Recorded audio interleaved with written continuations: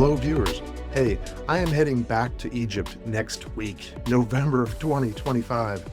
I wasn't going to do any more Egypt videos until after this trip, but then the confusing Egyptian timeline of pharaohs, their dynasties, Old Kingdom, New Kingdom, Pre-dynastic, keeps coming up in various conversations with friends and coworkers. It's surprisingly complicated, but it can be also simplified. So, kind of very last minute, I've decided to publish this super quick video to help clear this up a lot. Behind me is a reproduction of the King's List found in the Temple of Seti I in Abydos. There are a lot of hieroglyphs here, but it's only this wall that we need to simplify everything. Let's get started. This historical King's List was created by Seti I of the 19th dynasty in 1290 BC. His cartouche is the last cartouche to the bottom right. All the way over there, yes, 3,300 years ago, Seti was in the 19th dynasty. He had his inherited papyrus scrolls, and he wanted this timeline history transferred to stone. He is proclaimed to be the 74th pharaoh, as his historians had disqualified perhaps a dozen minor pharaohs. Tutankhamun, for example, is not on Seti's wall, as he didn't reign for very long. Thus, there are 74 cartouches and 19 dynasties, starting at the top left, coming back to the second row, and ending at the far right with Seti's cartouche. The third and bottom row of this wall is just a repeating filler of his cartouche and possibly his son's cartouche. And let's clear up this old wall. Let's add some years relative to BC, which is weird, but it's the way it's referred to today. The ancient Egyptians did have a different way of recording their years, totally different, but let's not confuse things. Today, it's all referred to as before Christ. Strange, but true. So Menes, the first pharaoh of the first dynasty, was 1,700 years before Seti, in what we today refer to as 3000 BC. The first and second dynasties lasted for 300 years.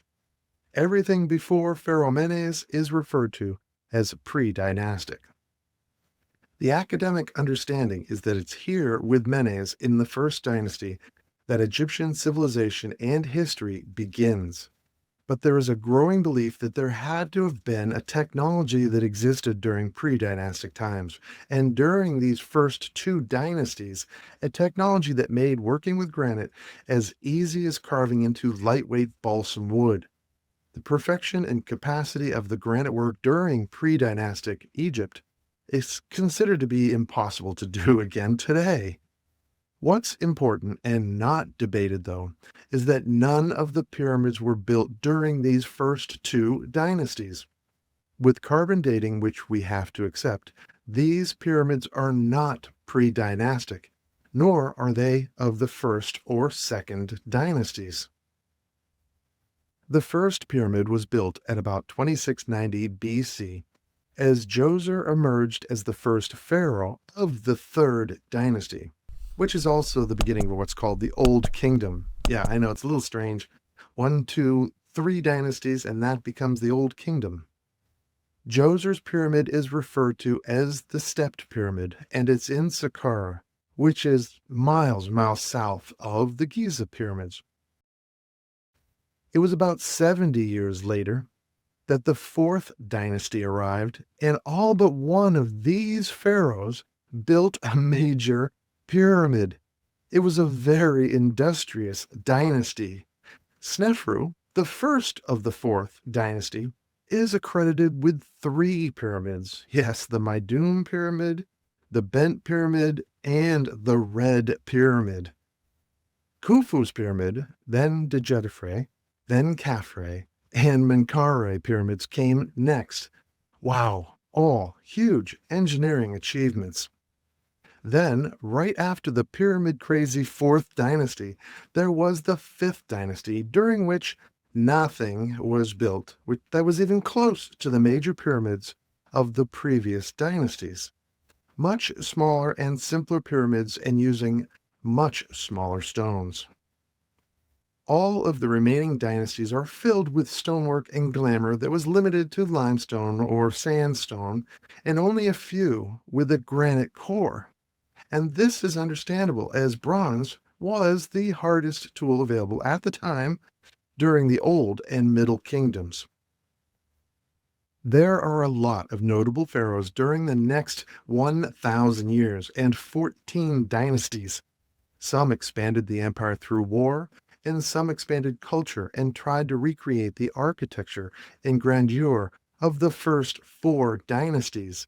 But generally, there was an undeniable decline. Travelers from different lands visited and then gawked at the Egyptian architecture and then returned to their homelands. So Seti decided that it would be best to have the Egyptian timeline recorded into something other than papyrus scrolls. Seti knew 3,300 years ago that the Egyptian timeline needed to be carved into stone somewhere and somehow preserved, and he succeeded in that. And knowing the sequential line of the pharaohs and their cartouches is absolutely invaluable. Also, the Turin papyrus scrolls were found, and they corroborated with Seti's King's List. Without Seti's King's List and the Turin scrolls, we likely would be completely in the dark regarding Egyptian history, especially given the destruction and looting by the Roman and Ottoman empires 1,000 years ago. And then there's also the destruction that happened with the quarrying and the stone thievery that happened during the 17th and 18th centuries. So that is 5,000 years of history simplified into a 5-minute video. I hope you found this information to be helpful. I will be sharing some new perspectives of Egypt very soon. Please like and share, and thanks for watching.